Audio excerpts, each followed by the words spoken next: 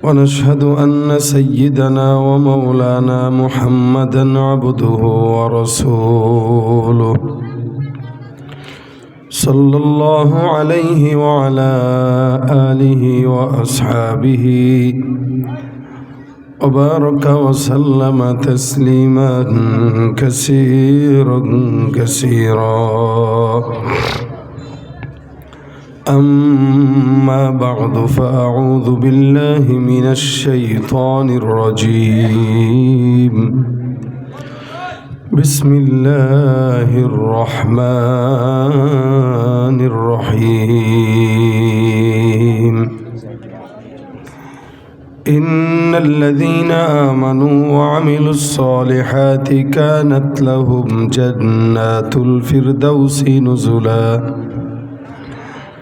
وقال النبي صلى الله عليه وسلم: أخلص دينك يكفيك العمل القليل، أو كما قال عليه الصلاة والسلام.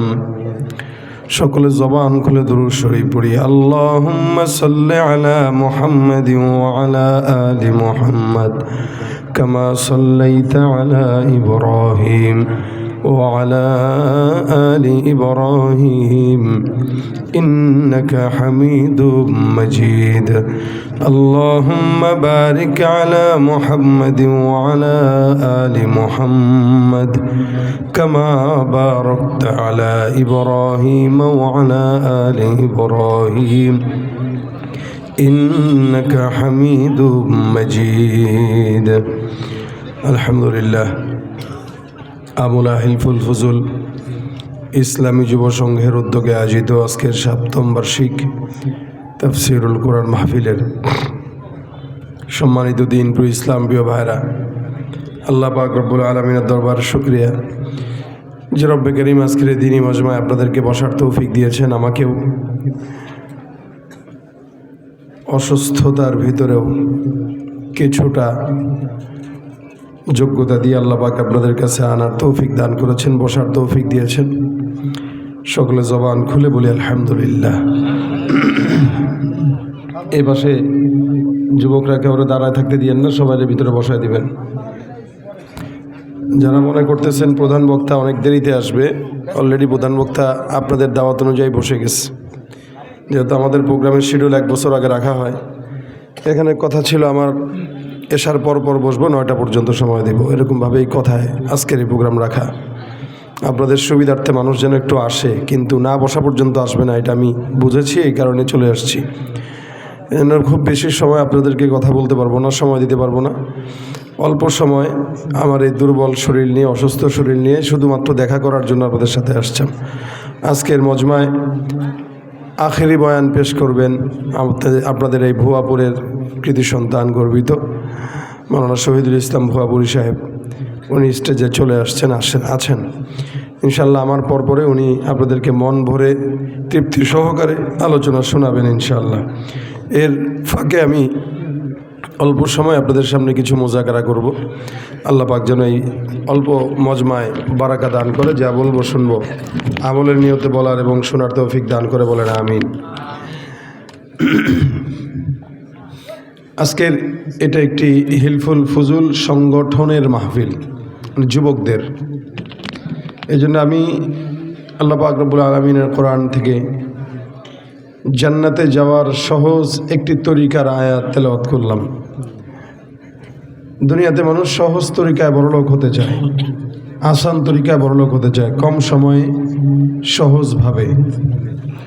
কিন্তু সহজভাবে জান্নাতে যাওয়ার অনেক রাস্তা আছে। আমাদের কাছে ওই সহজভাবে জান্নাতে যাওয়ার রাস্তাগুলো আমরা নিতে চাই না, কিন্তু সহজভাবে বড়লোক হইতে চাই, সহজভাবে জান্নাতে যেতে চাই না। যদিও জান্নাতে যাওয়ার হাজারো রাস্তা আছে, হাজারো পথ আছে, এই হাজারো রাস্তা হাজারো পথের ভিতরে অন্যতম পথ আমি যে আয়াতে কারিমা আজকে তেলাওয়াত করেছি, এটা ইনশাল্লাহ এটার উপরে কিছু কথা আল্লাহ পাক যেন আমলের নিয়তে আমাকে এবং আপনাদেরকে বলার শোনার তৌফিক দান করেন, বলেন আমিন। ভাইরা আমার, আল্লাহ পাক বলেন ইন্নাল্লাযীনা আমানু, যারা মুমিন হয় সহজ তরিকায় আসান তরিকায় জান্নাতে যাওয়ার সহজ পন্থার দুইটা আমল হচ্ছে ইন্নাল্লাযীনা আমানু, যারা মুমিন।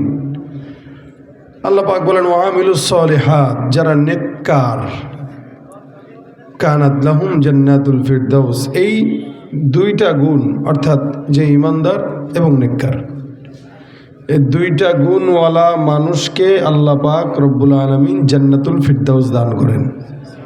একটু জবান খুলে বলেন সুবহানাল্লাহ। কৃপণতা হয়ে বসে থাকেন না। আমার শরীর অত্যন্ত দুর্বল, অত্যন্ত, আমি এটা বুঝাইতে পারবো না। অনেক আলোচকরা অসুস্থ হইলে মিস করে, তো আমি আল্লাহর ফজলে করবে আমার এত বছরে কোনোদিন শুধুমাত্র অসুস্থতার কারণে মাহফিল মিস করি নেই। এই জন্য আপনাদের সামনে আসছি। কথা বলতেছি বলে আপনারা সবল মনে করেন না, কিন্তু আপনারাও দুর্বল হয়ে বসে থাকেন না। আমি যে বলবো শুধু আমি না, আমার পরে শহীদ ভাই কথা বলবেন, যে আলোচকরাই কথা বলবেন। একটা মজমার সৌন্দর্য হলো বক্তার সাথে শ্রোতাদের স্বতঃস্ফূর্ত জবাব। শ্রোতারা স্বতঃস্ফূর্ত জবাব দিলে আলোচক কথা বলে শান্তি পায়। আর নয়তো যত ভালো আলোচক আনেন, আপনারা যদি কবরস্থানের মতো আর মহিলাদের মতো নিরিবিলি বসে থাকেন, আলোচকরা কথা বলে শান্তি পাবে না। এই জন্য আমার থেকে আপনারা অনেক কিছু নিতে পারেন যদি আপনাদের স্বতঃস্ফূর্ত জবাব থাকে। আর যদি আপনারা দুর্বল থাকেন তাহলে আমি দুর্বল, আরও বেশি দুর্বল হয়ে যাব। জানি না আপনারা কতটুকু বুঝছেন, এখনও চুপচাপ। এই ভাই, কখনো মনিটর এত ক্লোজলি দেয় না। নামান, নিচে নামান, এই দুটারে নিচে নামান, নামান। বেশি কাছাকাছি হয়ে গেছে। এত ক্লোজ ছোট স্টেজে মনিটর এভাবে দেয় না, হামিং খাবে। নামান, নাকি বুঝেন না আমার কথা আপনি? আগেই বলছিলাম এই স্টেজ ডাবল হইলে তখন দিতেন, ঠিক ছিল। এখন আপনি আওয়াজ বাড়াইলে আপনার গেইন খাবে। নিচে নামায় সামনে দেন, নামাই দেন, নিচে নামাই দেন, যেমন আছেন নামাই দেন, আলগায় নামাই দেন। তা আমরা একটু শেষ পর্যন্ত যারা থাকবো আওয়াজ টাওয়াজ দিব ইনশাআল্লাহ। কথা বলেন, আওয়াজ দিবেন ইনশাআল্লাহ। বলেন ইনশাআল্লাহ, সুবহানাল্লাহ, আলহামদুলিল্লাহ, আল্লাহু আকবার। আরো জবান খুলে আল্লাহু আকবার। তাহলে দেখেন, জান্নাতে যাওয়ার রাস্তা দুইটা, সহজ তরিকা, যদিও হাজারো পথ আছে, এর ভিতরে সহজ তরিকা হচ্ছে দুইটা। হ্যাঁ, এদিকে ফিরে দেন, একদম আমাদের কানের দিকে দেন। হ্যাঁ, ব্যাখ্যা করেন। এই তো, এবার এটাকে দেন এই জায়গায়, এটাকে দেন এই জায়গায়। আল্লাহ পাক রব্বুল আলামিন এক নম্বরে বলতেছেন মুমিন হবে, দুই নম্বরে বলতেছেন নেককার হবে। নেককার আর মুমিন হওয়া শর্ত দিয়ে আল্লাহ পাক বলতেছেন জান্নাতুল ফিরদাউস। না, এটা গ্যাপ পড়ে যাচ্ছে, ওই সাইডটা দেন।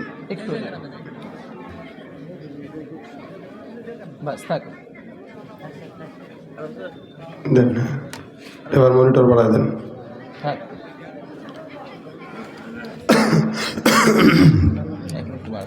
আমরা এখানে যারা আছি আল্লাহর ফজল করমে আমরা সবাই মুমিন। আল্লাহ পাকের রহমত দয়া, আমরা সবাই মুমিন। এই দুনিয়াতে একটা চোর, একটা বাটপার, একটা সিটার, একটা দুর্নীতিবাজ, একটা সন্ত্রাস, সেও নিজেকে মুমিন দাবি করে। যত গুনাহগার হোক, নিজেকে মুমিন দাবি করতে পছন্দ সবাই করে। দেখবেন চুরি করতেছে, এরপরেও বলে আমি মুমিন। এখন এই চোর ব্যক্তি মুমিন হইলে আল্লাহ তারা জান্নাতুল ফিরদাউস দিবে, বিষয়টা এরকম না। একটা সন্ত্রাস, সে মুমিন দাবি করবে আর আল্লাহ তাকে বলছেন জান্নাতুল ফিরদাউস পেয়ে গেছো, এত সহজ না। মুমিন এটা অনেক অর্থবহ একটা নাম, যে নাম আল্লাহ পাক রব্বুল আলামিন নিজে দিয়েছেন। আল্লাহ কোনো নবীর উম্মতদেরকে মুমিন বলে ডাকেন নাই, আমাদেরকে ডেকেছেন, আমাদেরকে ঈমানদার বলে ডেকেছেন। আবার কখনো কখনো মুমিনকে মুমিন হওয়ার আদেশও দিয়েছেন। যেমন আল্লাহ বলেন ইয়া আইয়ুহাল্লাযীনা আমানু আমিনু, হে মুমিনেরা তোমরা ঈমানদার হও। আল্লাহ বলতেছেন হে মুমিনেরা তোমরা ঈমানদার হও। ঈমানদারদেরকে মুমিন হওয়ার আদেশ আল্লাহ পাক দিচ্ছেন। তার মানে বোঝা গেল ঈমানদার কখনো কখনো দাবি করলেই হওয়া যায় না। মুমিন হওয়ার জন্য কিছু গুণ লাগে, শর্ত লাগে। কি বলেন? কিছু শর্ত লাগে। এমনি এমনি বললেই আমি বললাম যে আমি মুমিন হয়ে গেলাম, এত সহজ? অথচ 24 ঘন্টা গুনাহ করতেছি, আমি বললাম মুমিন হয়ে গেলাম এত সহজ? 24 ঘন্টা জেনা, ব্যভিচার, দুর্নীতি, সুদ, ঘুষ সব করতেছে। এই জন্য আল্লাহ বলেন আল্লাযীনা ইউমিনুনা বিল গায়ব, অদৃশ্যের প্রতি যারা বিশ্বাস করে তারা হলো মুমিন। ইমানদারদের এক নম্বর গুণ থাকবে, তারা আল্লাহকে না দেখে বিশ্বাস করবে। এটা ইমানদাররা আল্লাহ পাক রব্বুল আলামিনকে না দেখে, আল্লাহর নবীকে না দেখে, ফেরেশতা না দেখে, জান্নাত জাহান্নাম না দেখে সমস্ত কিছু বিশ্বাস করার নাম ঈমান। ছোটবেলায় আপনারা পড়েছেন আমানতু বিল্লাহি ওয়া মালাইকাতিহি ওয়া কুতুবিহি ওয়া রাসূলিহি ওয়াল ইয়াউমিল আখির ওয়াল কদরি খাইরিহি ওয়া শাররিহি মিনাল্লাহি তাআলা ওয়াল বাসি বা'দাল মাউত। আল্লাহ পাক রব্বুল আলামিনের উপর ঈমান আনা, নবীর উপর ঈমান আনা, রাসূলের উপর ঈমান আনা, কিতাবের উপর ঈমান আনা, ভাগ্যের ভিতরে ভালো মন্দ যা কিছু আছে সব কিছুর উপরে ঈমান আনা, এগুলো হলো মুমিনের কাজ। ওয়াল কদরি খাইরিহি ওয়া শাররিহি মিনাল্লাহি তাআলা, আল্লাহ পাক তাকদীরের ভালো মন্দের ফয়সালা যা করলো এগুলোর প্রতি বিশ্বাস করা, এবং কবরে যাওয়ার পর আবার পুনরায় জীবন দান করবেন আল্লাহ, এটার উপরে বিশ্বাস করা, এগুলো সব কিছুর উপরে বিশ্বাস করার নাম হলো ঈমান। মুমিনকে আল্লাহ পাক রব্বুল আলামিন শুধুমাত্র মসজিদেই বিশ্বাস করবে এরকম নয়। মুমিন আল্লাহ পাককে মসজিদে বিশ্বাস করে। আমাদের সমাজের অধিকাংশ মুমিনেরা মসজিদে যখন যায় তখন মনে করে আল্লাহ, সেটাই ইমানদারি।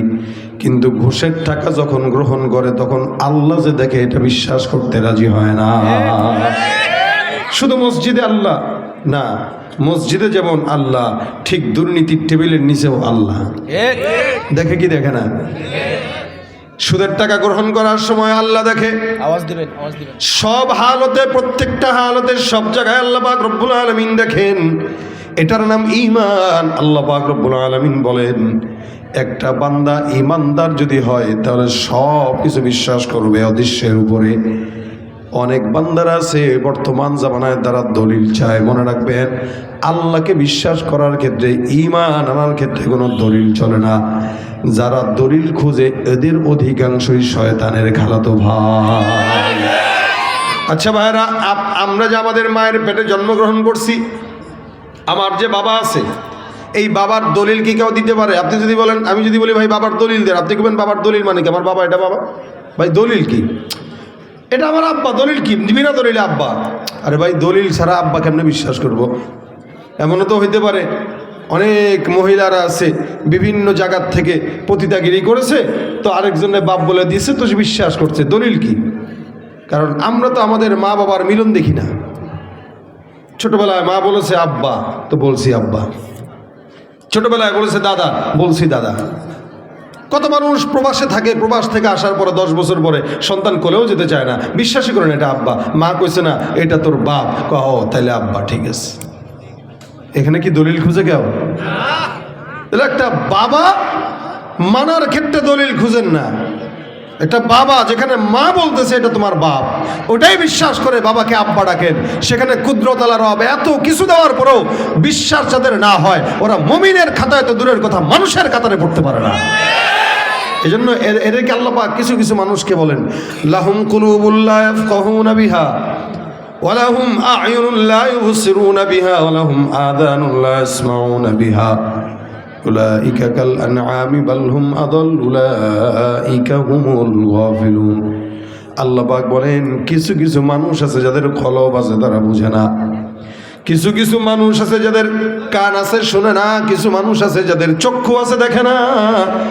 আল্লাহ পাক রব্বুল আলামিন বলেন উলাইকা কাল আনআমি বাল হুম আদাল, এগুলো সব হলো হায়াওয়ান আর জানোয়ারের মতো না, বরং তার চাইতেও খারাপ।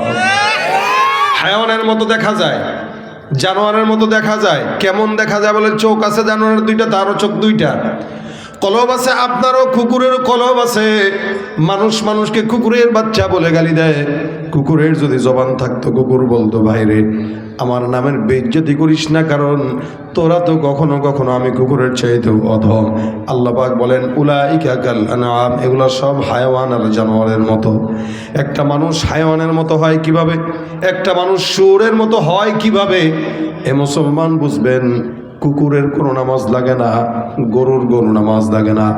এই জামানায় যত পশু পাখি আছে কারো নামাজ রোজা হজ যাকাত লাগে না। কিছু কিছু মুসলমান নামধারী ইমানদার আছে, এরাও সমাজে নামাজ পড়ে না।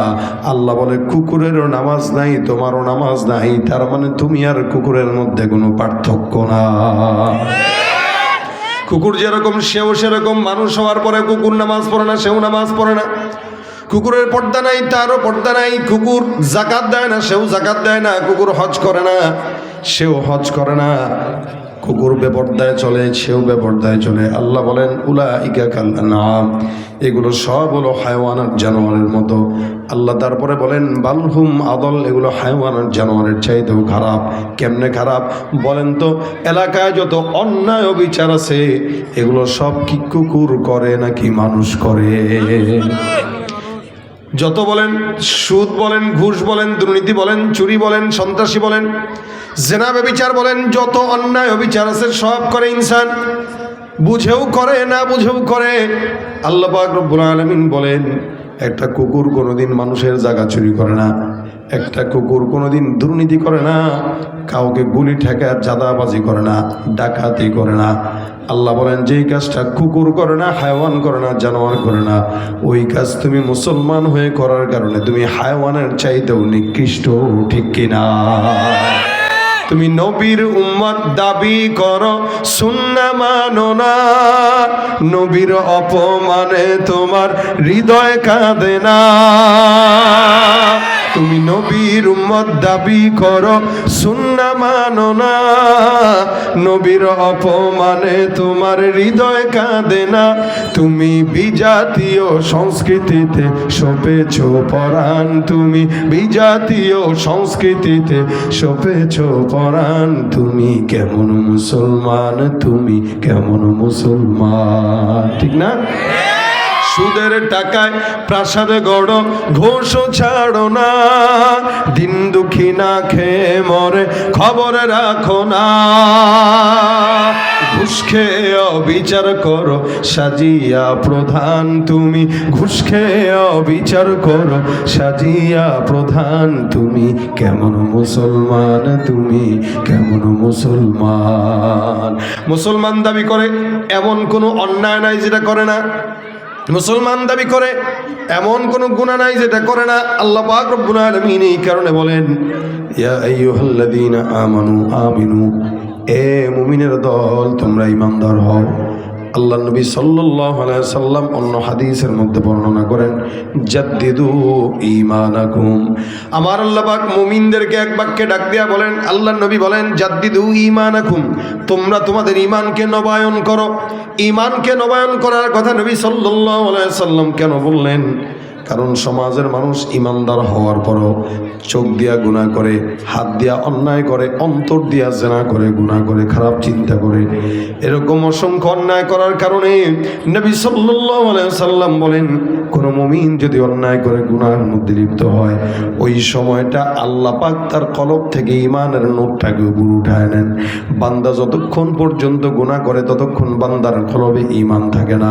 আর বান্দা যখন গুনাহ ছেড়ে দেয় তখন আল্লাহ তার ঈমানকে আবার তার কলবের ভিতরে ঢুকায় দেয়। নবী সাল্লাল্লাহু আলাইহি ওয়াসাল্লাম বলেন সুতরাং কোন ঈমানদার মুমিন যখন গুনাহ করে, স্বেচ্ছায় করুক অস্বেচ্ছায় করুক, গুনাহ করার হালতে ওই ঈমানদার বান্দার কলবের মধ্যে ঈমান থাকে না। আল্লাহ পাক বান্দার কলব থেকে ঈমানটাকে দূরে সরায় দেয়। নবী সাল্লাল্লাহু আলাইহি ওয়াসাল্লাম বলেন এই কারণে আমি আল্লাহর নবী বললাম জাদ্দিদু ঈমানাকুম, ঈমানটা গুনাহের কারণে যখন নষ্ট হয় তখন তোমরা ঈমানকে নবায়ন করো। বলে ঈমান নবায়ন কেমনে করবা? বলে বেশি বেশি বলো লা ইলাহা ইল্লাল্লাহ মুহাম্মাদুর রাসূলুল্লাহ। কালেমা পাঠ করার নাম ঈমানকে নবায়ন করা। সাহাবা আজমাইন কখনো কখনো ঈমান নবায়ন করতেন, মাঝে মাঝে প্রতিবেলায়। অনেক মুফাসসিরিন ইকরাম বলেন ঈমানকে নবায়ন করার অন্যতম উপায় হলো 5 ওয়াক্ত আযান আমাদের সমাজের মধ্যে যখন দেওয়া হয়। এই 5 ওয়াক্ত আযানের শব্দ যখন কানের মধ্যে ভেসে আসে, এক একটা আযানের শব্দের জবাব যদি কোনো মুমিন দেয়, আল্লাহ পাক রব্বুল আলামিন ওই বান্দারে প্রতিদিন 5 বার ঈমানকে নবায়ন করায় দিবে। ফজরের সময় একবার আজানের জবাব দিবেন, জোহরে আবার দিবেন, আসরে আবার দিবেন, মাগরিবে আবার দিবেন, এশা আবার দিবেন। দৈনন্দিন 5 বার যদি কেউ ঈমান নবায়ন করে, ওই বান্দার ইনশাআল্লাহ গুনাহ হওয়ার কথা না। এই জন্য ঈমান নবায়ন করার কথা আল্লাহ বলেছেন, নবী বলেছেন, ইয়া আইয়ুহাল্লাযীনা আমানু আমিনু, হে মুমিনের দল ঈমানদার হও। আল্লাহ পাক রব্বুল আলামিন বান্দাকে বারবার মুমিন হওয়ার আদেশ দিলেন। এখন আসেন, ঈমানটা 3টা শর্তের নাম। যারা নিজেকে মুমিন দাবি করে আবার গুনাহ করে, অন্যায় করে, বিচার করে, তারা মুমিন না। ঈমানের 3টা গুণ। 1 নম্বর তাসদীকু বিল জিনান, অন্তর দিয়া বিশ্বাস করবে। আল্লাহ কয়জন? একজন। এটা অন্তর দিয়া বিশ্বাস করা। শুধু আল্লাহ যে একজন এটা অন্তর দিয়া বিশ্বাস করবে এরকম না। জান্নাত জাহান্নাম, আল্লাহর নবী রাসূল ফেরেশতা কুল সব কিছু বিশ্বাস করবে। আল্লাহ যে মসজিদে আছে বিশ্বাস করবে, আল্লাহ যে আবার অন্য জায়গায় আছে সেটাও বিশ্বাস করবে। নামাজের সময় যেরকম মনে করবে আল্লাহ আছে, অন্যায় করার সময় বিশ্বাস করবে আল্লাহ আছে। এই জমিনটা আল্লাহর, এটা যেমন বিশ্বাস করবে, এই জমিনের ভিতরে বিধান চলবে আল্লাহর, এটাও তেমন বিশ্বাস করা লাগবে। এগুলো সব কিছু বিশ্বাস করার নাম ঈমান। তাসদীকু বিল জিনান, অন্তর দিয়ে বিশ্বাস করা, অন্তর দিয়ে সত্যবাদিতার স্বীকারোক্তি দেওয়া, বিশ্বাস করা আল্লাহ এক। এই জমিন আর আসমানের ভিতরে সব কিছু একজনই নাড়াচাড়া করেন। আল্লাহ পাক বলেন, লাউ কানা ফীহিমা আলিহাতুন ইল্লাল্লাহু লাফাসাদাতা, আসমানের নিচে জমিনের উপরে আল্লাহ ছাড়া অন্য কোন রব যদি থাকতো, এই আসমান আর জমিন ধ্বংস হয়ে যেত। এই জন্য 1 নম্বর তাসদীক বিল জিনান, ঈমানের গুণ হলো অন্তর দিয়া বিশ্বাস রাখবে। 2 নম্বর জবান দিয়া স্বীকার করবে, ইকরার বিল লিসান। ইকরার বিল লিসান মানে লা ইলাহা ইল্লাল্লাহ মুহাম্মাদুর রাসূলুল্লাহ। অন্তর দিয়া বিশ্বাস করার পাশাপাশি জবান দিয়ে স্বীকার করবে। জবানের স্বীকারোক্তির অনেক দাম। কোনো মুমিন জবান দিয়া যত এলোমেলো চিন্তা করুক না কেন, যতক্ষণ মুখ দিয়া বলবে না ততক্ষণ তার গুনাহ লেখা হবে না।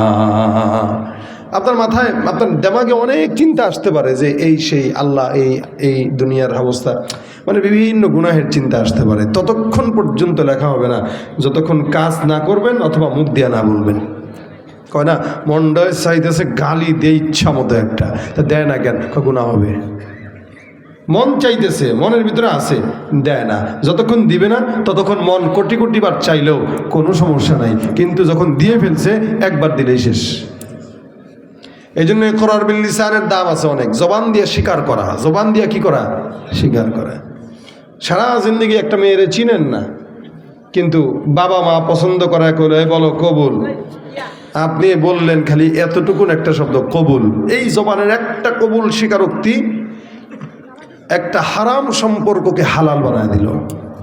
আবার 50 বছরের একটা দীর্ঘ সম্পর্ক, এটা হালাল ছিল, খালি জবানের একটা শব্দ স্বীকারোক্তি তালাক, এতটুকু শব্দের মাধ্যমে সারা জিন্দগির জন্য হারাম হয়ে গেল।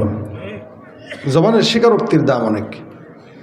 এই জন্য ইকরার বিল লিসানের অনেক দাম। জবান দিয়া স্বীকারোক্তি করা। জবান এটা যখন মানুষের হুঁশ না থাকে তখন সম্মানও থাকে না। এই জন্য আল্লাহ রাসূল বলেন, তুমি তোমার জবান এবং লজ্জাস্থানের গ্যারান্টি দাও, আমি নবী তোমাকে জান্নাতের গ্যারান্টি দিয়ে দিলাম।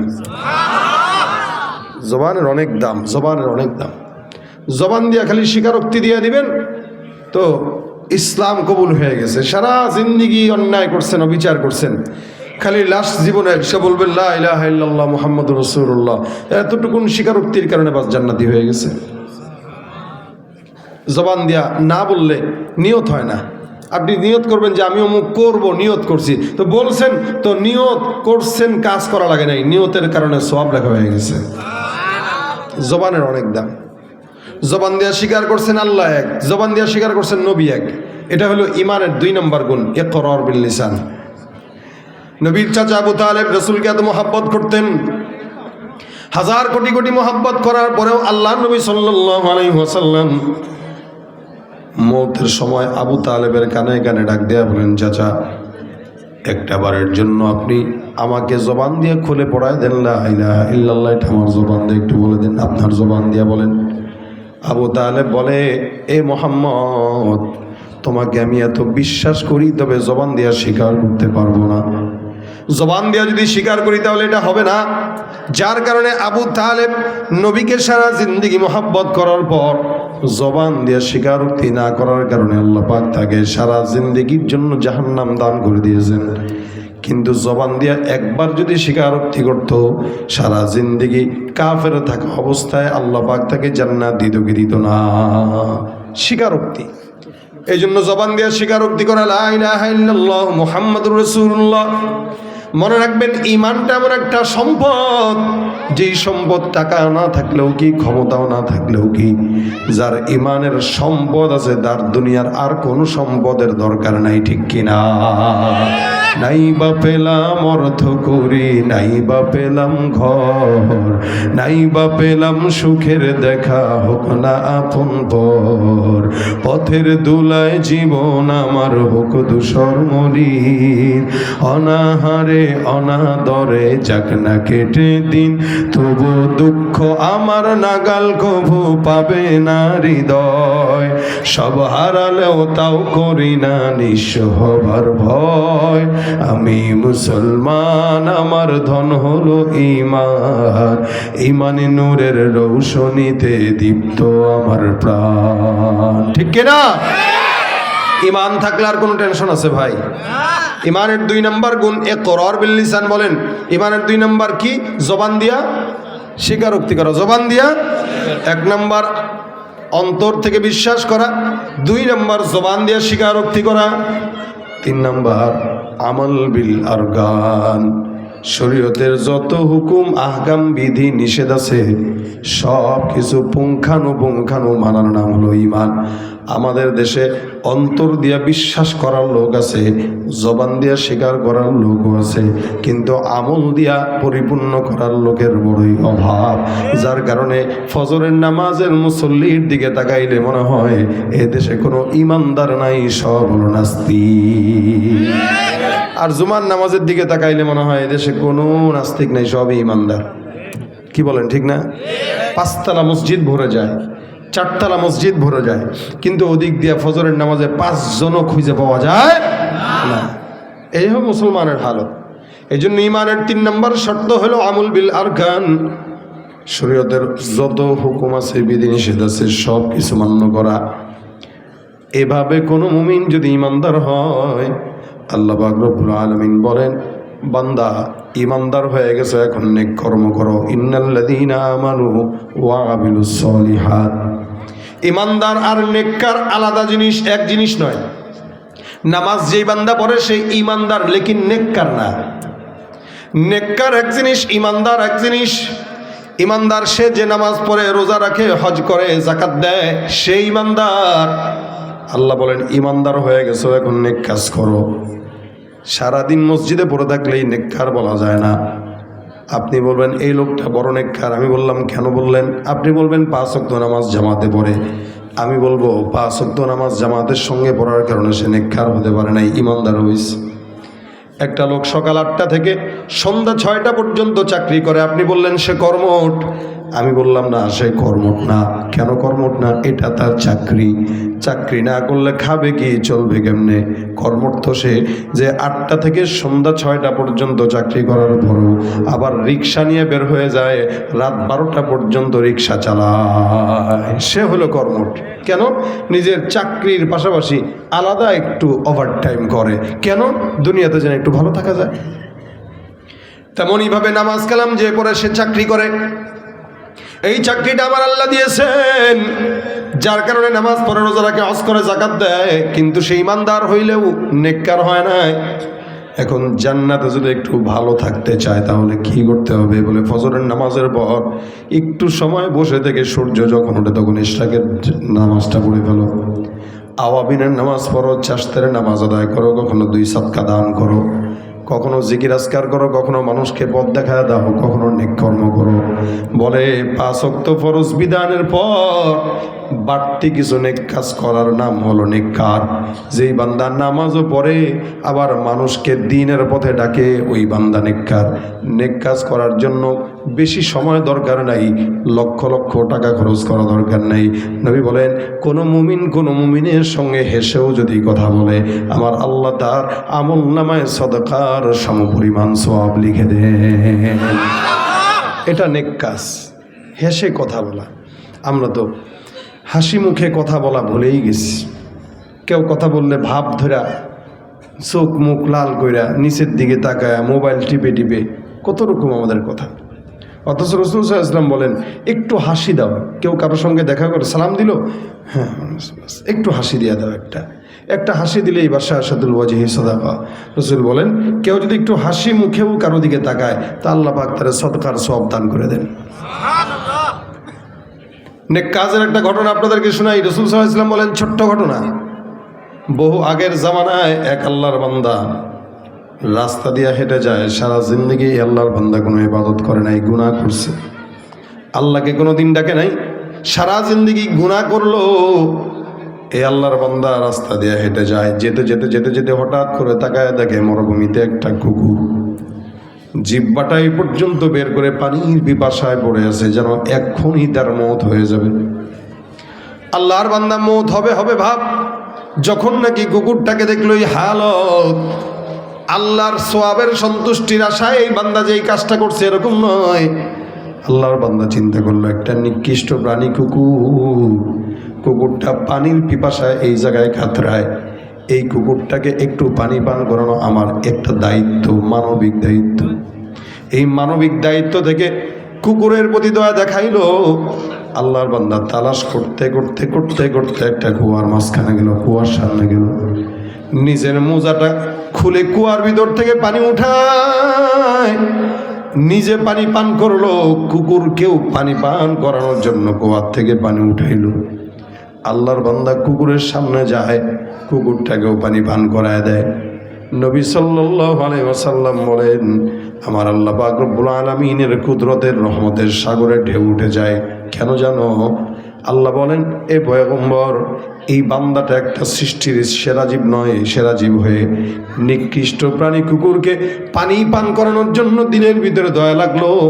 আমি আল্লাহ ঘোষণা করলাম, আমি আল্লাহ ওই বান্দাকে দয়া করে মাফ করে জান্নাত লিখে দিলাম। সারা জিন্দেগি কোনো গুনাহ মানে ইবাদত করে নাই, খালি গুনাহ আর গুনাহ, গুনাহ আর গুনাহ, গুনাহ আর গুনাহ।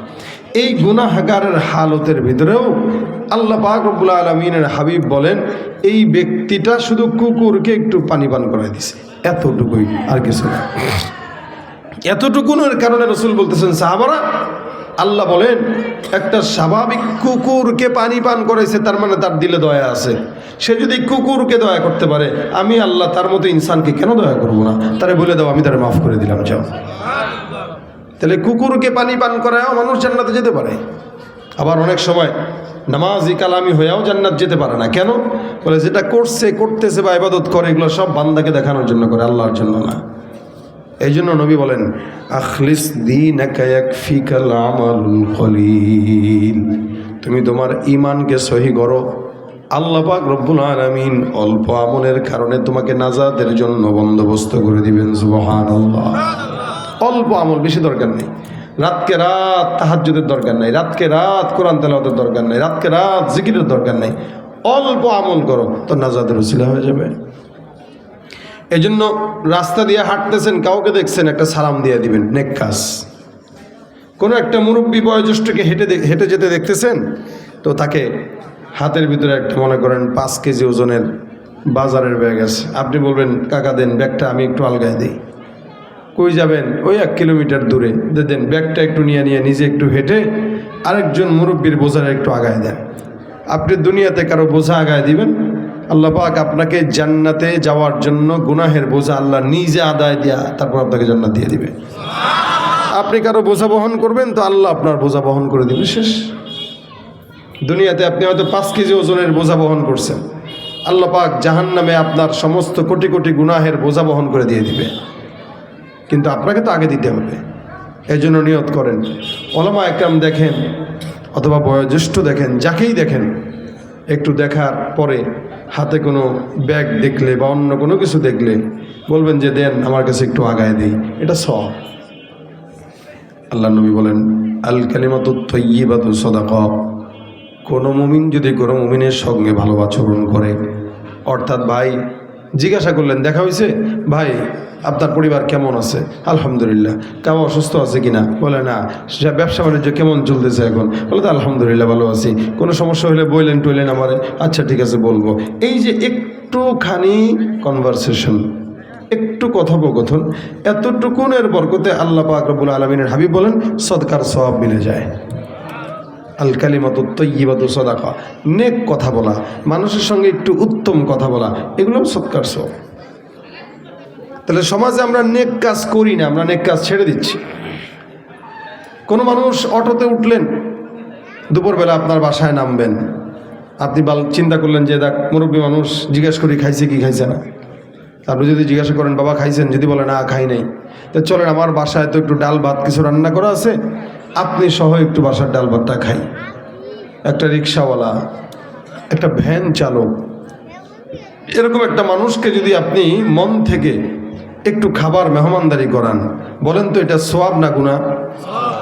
এই যে রমজান আসতেছে, সোয়াব কামানোর মাস রমজান। রমজান হচ্ছে বান্দার আমলের গাছ থেকে ফল পেড়ে খাওয়ার মাস।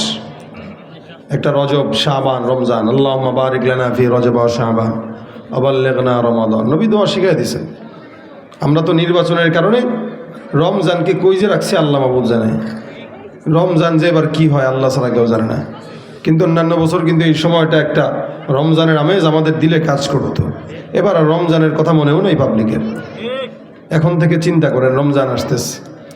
রজব মাসটা হইল আমলের গাছে চারা লাগানোর মাস, আমলের চারা লাগানোর গাছের মাস। মানে আমলের গাছের চারা লাগাবো রজবে। মুফাসসির একরাম বলেন আমলের গাছের চারায় পানি দেব শাবানে, তো এটা একটু একটু বড় হবে। আর যখন বড় হবে রমজান আসবে, তো তখন আমলের ফলগুলো পেড়ে পেড়ে পকেটে ঢুকাবো, অর্থাৎ নফল ইবাদত করবো তো আল্লাহ পাক ফরজের সমপরিমাণ সওয়াব দান করবেন। ফরজ করবো তো আল্লাহ পাক 70 থেকে 700 গুণ বৃদ্ধি করে সওয়াব দান করে দিবেন।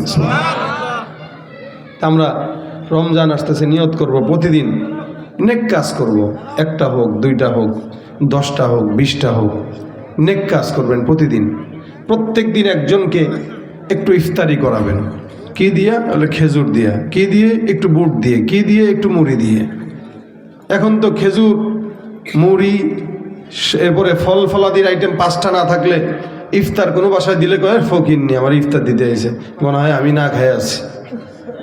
অথচ একটা রোজাদারকে একটু পানি পান করায় ইফতার করাইলেও ওই রোজাদার অবস্থায় যে সোয়াব পাইলো সেম সোয়াব আল্লাহ পাক যে তারে খাওয়াইলো তারে দান করে দিবেন। অর্থাৎ আপনার 2টা রোজার সোয়াব হবে, একটা আপনার আর একটা যারে পান করাইছেন তার।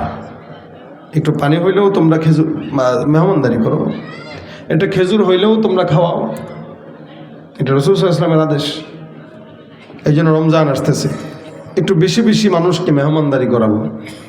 রমজান আসতেছে, এটা মাথায় নেব না যে তরমুজ দেওয়া লাগবে, আম দেওয়া লাগবে, কাঁঠাল দেওয়া লাগবে, লিচু দেওয়া লাগবে, ফল ফলাদি দেওয়া লাগবে। না, এটা দরকার নেই। আপনি একটা খেজুর দেন, একটু পানি দেন, একটু বুট দেন, একটু মুড়ি দেন, সুন্নত পালন নিয়তে পাঠান। এখন সে কি মনে করলো এটা তার হিসাব। সে ফকির মনে করলো, সে নিজে ফকির, আপনি না, আপনি সওয়াব কামাইছেন। একটু দুধ খাওয়ান। রাস্তায় যে সমস্ত পথচারীরা হাঁটে, অনেক সময় পথচারীরা রোজা রাখা অবস্থায় দেরিতে পৌঁছায় বাসায়, তো ইফতার করতে পারে না। আপনি দেখেন এরকম কেউ আছে কিনা, আপনি তার হাতে একটু ইফতার ধরায় দেন। এগুলো নেক কাজ। রাস্তা দিয়ে হাঁটতেছেন, একটা কি বলে কলার ছলকা পড়ে আছে। রাসূল বলেন ইমানের 70টার বেশি শাখা আছে। আদনাহা ইমাতাতুল আদা আনিত তরিক। ইমানের 70টার বেশি শাখার ভিতরে সবচেয়ে নিম্ন শাখা হইল রাস্তা থেকে কাটা দূর করে দেওয়া। কলার ছলকা পড়ে আছে, এটাকে সরায় দেন। একটু কাটা পড়ে আছে, এটাকে সরায় দেন। একটু ইটের টুকরা পড়ে আছে, একটা হুন্ডা যাচ্ছে, হুন্ডাওয়ালা ভাই এটার উপরে পড়লে ওর হুন্ডা স্লিপ খাবে, অ্যাক্সিডেন্ট হওয়ার সম্ভাবনা আছে, তা আপনি ওই ইটের টুকরাটা সরায় দেন। এগুলো নেক কাজ। এই নেক কাজ যদি আপনি করেন, আশা করা যায় ইনশাআল্লাহ। আল্লাহ পাক কি বলেন? জান্নাতুল ফিরদাউস আপনার আমার জন্য অপেক্ষা করবে। সুবহানাল্লাহ। জান্নাতুল ফিরদাউস কেন দিবেন? আল্লাহ পাক নেককারদের জন্য জান্নাতুল ফিরদাউস রাখছেন, আর মুমিন মুত্তাকিদের জন্য আল্লাহ পাক শুধু জান্নাত রাখছেন। জান্নাত আর জান্নাতুল ফিরদাউসের পার্থক্য আছে। একটা মানুষের 5 তলা বিল্ডিং আছে, কিন্তু গেট ছোট, লিফট নাই, সিঁড়িতে টাইলস নাই, ঘরের রুমে টাইলস নাই। আরেকজনের লিফটও আছে, টাইলসও আছে, সব কিছু আছে। মানুষ পার্থক্য করে যে আরে এটা সুন্দর, এটা তেমন সুন্দর না। জান্নাতও এরকম। জান্নাতুল ফিরদাউস সবচেয়ে ভিআইপি এবং সুন্দর জান্নাত। আল্লাহ রাসূল সাল্লাল্লাহু আলাইহি ওয়াসাল্লাম বলেন, জান্নাতুল ফিরদাউসে নবী, সাহাবী, তাবেঈ, শহীদ এরা থাকবে। এবং জান্নাতুল ফিরদাউস এমন জান্নাত, যেই জান্নাতে আল্লাহ পাক রব্বুল আলামিনের আরশ পর্যন্ত মুমিনরা বসে বসে দেখবে। জান্নাতুল ফিরদাউসে আল্লাহ পাকের আরশ পর্যন্ত দেখা যাবে, বসে বসে আল্লাহর আরশ দেখবে। এই জন্য জান্নাতুল ফিরদাউস ভিআইপি জান্নাত, এটা আল্লাহর কাছে চাবেন। যেমন আমাদের ঢাকা শহরের গুলশান বনানীতে সমস্ত ভিআইপি মানুষরা থাকে, তাই বলে কি সবসময় ভিআইপিরাই থাকে? কিছু তো দুর্বলরাও থাকে। ভিআইপিদের পাশাপাশি রিক্সাওয়ালা আছে, ভ্যান চালক আছে, কাপড় ধোয়ে কাজের বুয়া আছে, মুচি আছে, তরকারিওয়ালা আছে। এরা কেন থাকে? এরা না থাকলে বড় লোকরা খাবার পাবে কই? ঘোরাঘুরি করবে কেমনে? দারোয়ান পাবে কই? তো গরিব ছাড়া বড় লোকের দাম নাই, যতই হেডাম দেখাক আমাদের সাথে। গরিব ছাড়া বড় লোকের কোনো দাম নাই।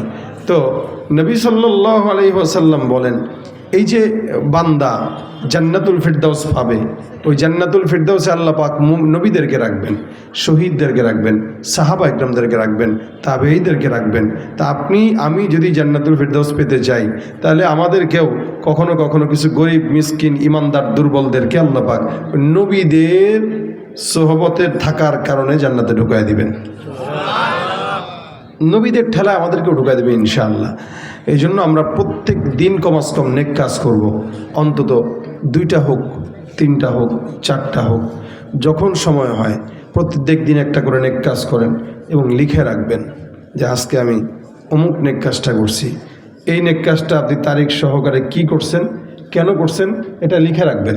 তাহলে হবে কি, লিখে রাখার পরে আল্লাহ পাকের কাছে আপনি বলতে পারবেন, যদি কোনো দিন কোনো বিপদে পড়েন আল্লাহর কাছে বলতে পারবেন, আল্লাহ আমি অমুক দিন একটা নেক কাজ করেছিলাম, ওই নেক কাজের উসিলায় আমার এই বিপদ থেকে তুমি আমার হেফাজত করো। নেক কাজের উসিলা দিয়ে চাইলে আল্লাহ পাক বান্দার বিপদ আপদ দূর করে দেয়। এই জন্য প্রত্যেক দিন কমাস কম 3টা, 4টা, 5টা যতগুলা পারি নেক কর্ম করবো ইনশাআল্লাহ। কথা বলে না? রাজি থাকেন, নিয়ত করেন যে প্রত্যেক দিন একজনের বোঝা আগায় দিব, একজনের জন্য একটু সহজ করব, একজনের সঙ্গে একটু হাসি মুখে কথা বলবো, একজনকে একটু দিনের দাওয়াত দেব, একজনকে একটু নামাজের কথা বলবো। হ্যাঁ, এইভাবে প্রতিদিন যদি নেক কর্ম করতে পারি, আশা করা যায় আমাদের সমস্ত আমল আল্লাহ পাক যদি ঘাটতেও থাকে, ওই ছোট ছোট নেক কাজের বরকতে আল্লাহ পাক আমাদেরকে জান্নাতুল ফিরদাউস দান করবেন ইনশাআল্লাহ। আল্লাহ যেন আমাদেরকে নেক কাজ করার তৌফিক দান করে, বলেন আমিন।